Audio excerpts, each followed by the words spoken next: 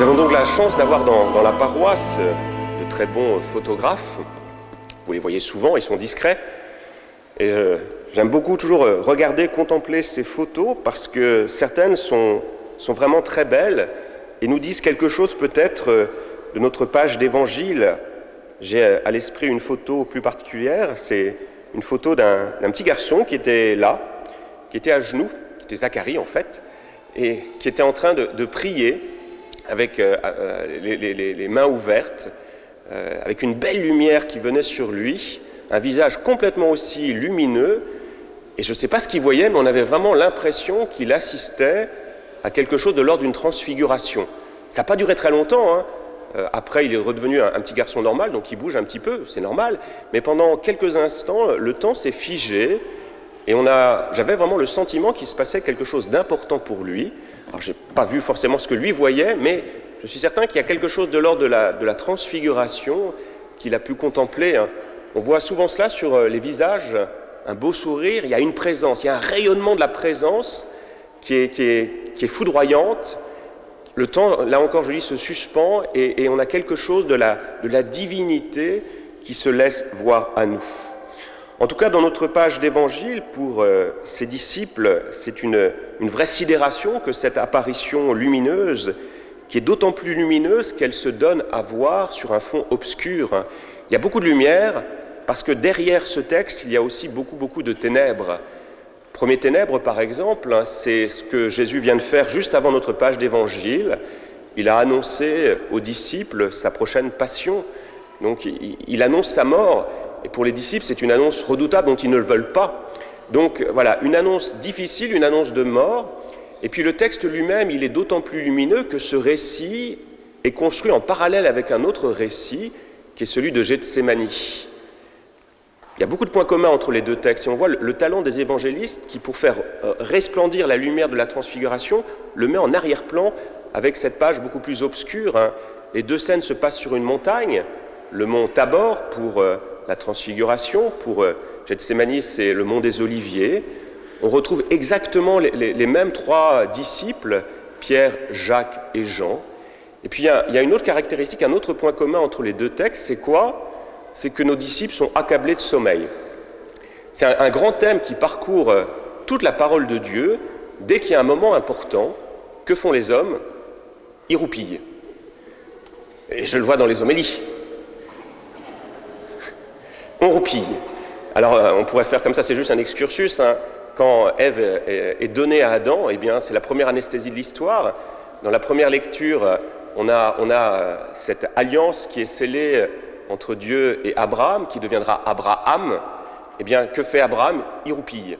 La transfiguration, une scène importante, et là encore, nos disciples sont un peu aux abonnés absents. Voilà, ils veulent dormir et ils ne sont pas présents. Autre moment, bien sûr, Gethsémani, je l'ai dit, à ce moment où Jésus aurait besoin de ses disciples, que font ses disciples ? Ils dorment. Voilà. Dès qu'il y a quelque chose d'important, eh bien, on n'est pas toujours à la hauteur. Mais c'est finalement assez réconfortant, ça nous redit que la primauté de la grâce, Dieu passe. Même si on n'est pas forcément présent, il y a quelque chose qui opère singulièrement en nous, tout doucement, paisiblement, de manière très progressive, c'est même pas visible, c'est l'image que donne aussi Jésus de cette graine qui est plantée à terre, voilà, que nous dormions, que nous travaillions, il y a quelque chose de ce royaume de Dieu qui advient. Et je crois que c'est important de se le redire dans ces temps qui sont troublés. C'est ce que nous dit aussi le psaume 21, qu'on reprendra pour partie dans le chant d'Offertois, le gardien d'Israël qui ne dort pas, ne sommeille pas. Vous voyez, voilà. Mais nous, de notre côté, malheureusement, on n'est pas toujours à la hauteur. On roupille, on dort, on s'endort. Donc vous voyez, contraste entre beaucoup de lumière d'un côté et beaucoup d'obscurité de l'autre. Alors la question qu'on peut se poser, c'est pourquoi cette scène de la transfiguration à ce moment précis ? Pour qui est-elle ? Certainement un peu pour Jésus lui-même. À ce moment, sa forme humaine, qui avait la première place, disparaît pour laisser la place à la forme divine. Les disciples vont vraiment voir en Jésus le Jésus fils de Dieu. Jusqu'à présent, ils voyaient Jésus fils de l'homme. Et là, dans ce moment fugace, c'est la forme divine de Jésus qui est manifestée. En grec, la transfiguration, c'est la métamorphose. Et dans le mot de métamorphose, on entend quoi? On entend le mot de morphée en grec, ça veut dire la forme. Vous voyez, la forme divine de Jésus qui apparaît. Alors pourquoi ce moment précis? Certainement pour Jésus lui-même, pour lui donner la force de continuer à avancer, et surtout, je crois, pour les 3 disciples, parce que Dieu sait très bien que pour ces 3 disciples, ça va être éprouvant. Ils vont devoir affronter des temps très compliqués, et donc ce temps de grâce leur est donné comme une munition ou comme des vives sur lesquelles ils pourront s'appuyer quand ils passeront par des moments plus redoutables. Vous voyez, c'est ça, la transfiguration, c'est vraiment découvrir la présence de Dieu, c'est-à-dire il est là, et après, avec ça, je vais pouvoir affronter les ténèbres, parce que j'ai vécu un moment de grâce. Ça, c'est un grand principe dans la vie de foi. Il nous est souvent donné, pas suffisamment malheureusement, mais souvent, il nous est donné ces temps où tout d'un coup, Dieu se donne à nous dans une évidence. C'est presque, on sent physiquement cette présence de Dieu. Je l'ai évoqué avec Zacharie en commençant cette célébration, mais des moments de grâce, des moments où Dieu est là. Alors je pourrais interroger les servants, les servantes pour dire si vous avez vécu pareil moment. J'en suis sûr que c'est le cas. Au cours d'une célébration, on ne sait pas pourquoi, voilà, on sent l'évidence de Dieu. Ben voilà, ça nous est donné pour trouver la force, le courage, ensuite, d'affronter des moments un peu plus difficiles où on ne sent plus forcément la présence de Dieu. Louis Evely, qui est une figure intéressante, disait « C'est quoi la foi? C'est être fidèle dans les ténèbres à ce que l'on a vu dans la lumière. » Vous voyez, c'est ça, ces moments de grâce, ces moments de joie que l'on peut cueillir comme cela, recevoir. J'espère qu'à Sainte-Jeanne d'Arc, on en a quelques fois. Ah, Christophe acquiesce. Des moments de grâce qui nous sont donnés. Et pour Pierre, Jacques et Jean, quand ils vont être témoins de la Passion, ça va être très important qu'ils puissent se souvenir de ce qu'ils avaient vécu. Qu'ils ont vu, ben oui, même quand Jésus n'a plus, même plus forme, il n'a plus forme divine et même plus forme humaine sur la croix, et bien de se dire, ah je me souviens, j'ai vu au moment de la transfiguration que c'était vraiment le Fils de Dieu. Alors est-ce que ça va marcher pour Pierre et Jacques?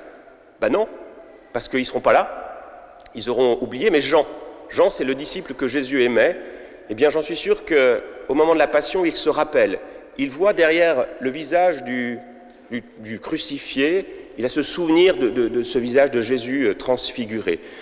Donc revenons à Pierre et Jacques. Donc Pierre, c'est celui qui comprend toujours un peu avec retard. Moi je l'aime beaucoup parce que je suis un peu comme lui, je suis un peu long à comprendre. Et donc Pierre, quelle est sa proposition? C'est de construire 3 tentes. On va chez Ikea, on va acheter 3 tentes Quechua. Et alors, qu'est-ce que ça veut dire? Il y a 2 manières de comprendre cela, qui ne sont pas justes en fait, qui montrent que Pierre n'a pas tout à fait compris. La première, ça serait de vouloir s'installer dans ce temps de grâce, s'installer un peu dans la facilité. On va poser nos tentes et on va savourer l'instant, de telle sorte que l'instant puisse durer le maximum. Et donc parfois, c'est cette tentation que nous pouvons avoir nous-mêmes. On veut des grandes messes avec toujours des musiciens, avec des choses extraordinaires. On veut sentir physiquement la présence de Dieu. Et puis on refuse la difficulté, on refuse de descendre dans les ténèbres. On refuse parfois d'aller à la messe quand il y a un peu moins d'assemblée, quand les cheveux sont un peu plus blancs, on va dire, quand les voix sont un peu moins assurées. On n'en veut plus. Vous voyez, parce que voilà, parce qu'on s'est habitué à la lumière et on veut absolument rester dans la lumière. Et je crois que c'est une grande tentation qui consiste à préférer les consolations aux consolateurs. Eh bien voilà, il y a une vraie tentation, Pierre en est ici porteur, il veut s'installer, il veut faire durer. Alors que non, bien sûr il y a des moments de grâce, des moments mais ça nous est donné pour ensuite repartir, pour affronter la difficulté, pour sortir de l'église, là où il y a des ténèbres, au travail, où la présence de Dieu n'est plus si évidente que cela. Eh bien nous puisons chaque dimanche la force pour ensuite affronter des temps d'obscurité. Et cette lumière qu'on est venu savourer, recevoir au cours de nos grandes messes, de nos grandes célébrations, eh bien nous sommes invités à la porter dans ce monde. Alors ça sera une petite lumière, toute petite, à la lumière du cierge que l'on donne pour les baptiser, une toute petite lumière. Eh bien c'est ça que nous avons à faire. Donc cette tentation de Pierre, qui pourrait être aussi entendue comme une tentation un peu de ritualiser, c'est une autre tentation. Nos disciples, ils ont un peu peur de cette présence de Dieu, donc on va faire un rite. Donc les tentes, ça évoque aussi la fête des tentes dans le judaïsme. Donc c'est parfois aussi cette tentation de ritualiser pour mettre à distance le Seigneur. Donc voilà, c'est pas ça, cette transfiguration, c'est vivre pleinement l'instant où cette foi nous paraît évidente, pour ensuite affronter des temps où cette foi sera beaucoup moins évidente pour nous. Pour conclure, je dirais une dernière idée toute simple, c'est que cette transfiguration, elle concerne Jésus, mais dans une certaine mesure, elle concerne aussi nos 3 disciples. À la fin du texte, on voit cette nuée qui va se déplacer sur Jacques, Jean et Pierre. Et qu'est-ce qui se passe? C'est que cette nuée qui vient recouvrir Pierre, Jacques et Jean va profondément les transformer. Il y a aussi une déification qui s'opère en eux. Vous savez que théoriquement, dans l'Ancien Testament, est-il possible de voir Dieu? Qu'est-ce qui se passe si on voit Dieu? On meurt. Donc on ne peut voir, enfin Abraham, Moïse a pu voir Dieu, mais simplement de dos. Donc là, ils vont pouvoir profondément, ils vont pouvoir voir Dieu, ils vont pouvoir l'entendre, ils voient ce rayonnement de la divinité. Donc ça veut dire qu'il y a quelque chose en eux qui est en train de se transformer. Il y a ce corps de gloire dont nous a parlé la deuxième lecture, qui est en train d'advenir. Vous voyez, eux aussi, Pierre, Jacques et Jean, vivent un temps de transfiguration. Ils sont transformés pour les préparer à ce qu'ils vivront, ce que nous vivrons tous à la fin des temps, c'est-à-dire dans l'éternité, au paradis, c'est de pouvoir voir Dieu face à face. Et à ce moment-là, ils sont déjà au paradis. Il y a déjà quelque chose du péché en eux qui est guéri. Ils vont encore pécher, mais il y a fondamentalement une transformation profonde en eux qui s'opère. Vous voyez, il y a une divinisation de nos 3 apôtres à ce moment précis. Et c'est ce que nous allons maintenant vivre dans l'Eucharistie, c'est ce que je dis toujours. Quand on reçoit l'Eucharistie, qu'est-ce qui se passe pour nous? Il y a une grande différence entre l'Eucharistie et le reste des choses que nous pouvons déguster. Si nous mangeons quelque chose de bon, nous allons assimiler cette chose bonne en nous-mêmes. Nous allons créer du muscle, comme je dis toujours, créer quelques formes quand on dépasse un certain âge, qui sont un peu moins gracieuses, mais ce n'est pas grave. Voilà, on transforme la nourriture en nous-mêmes.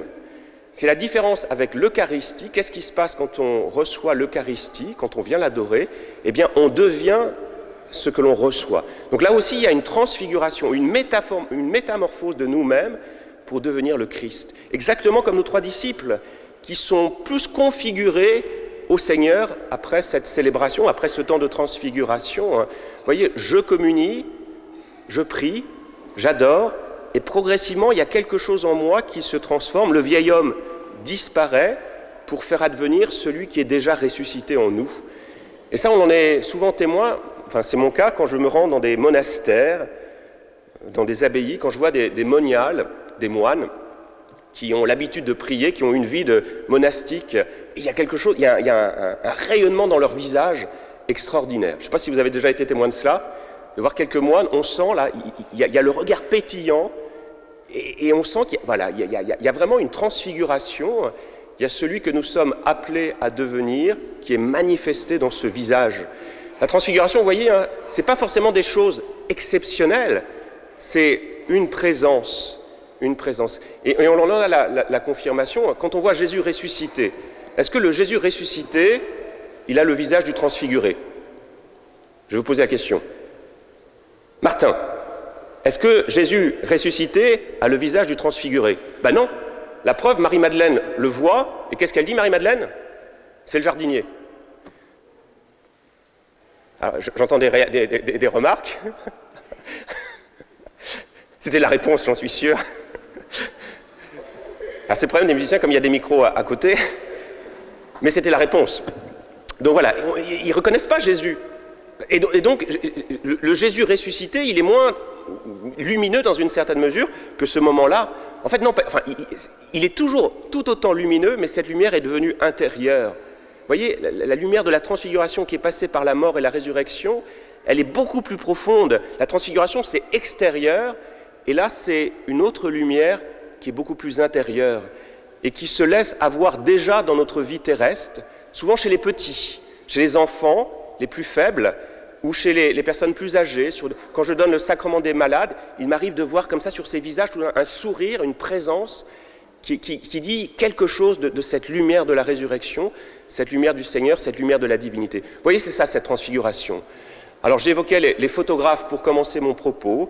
eh bien en tant que croyants, en tant que chrétiens, nous avons à avoir le même œil exercé pour repérer ici ou là ces temps de transfiguration. Ils sont fugaces, ils sont là, mais ils sont présents partout au milieu de nous et même en nous-mêmes.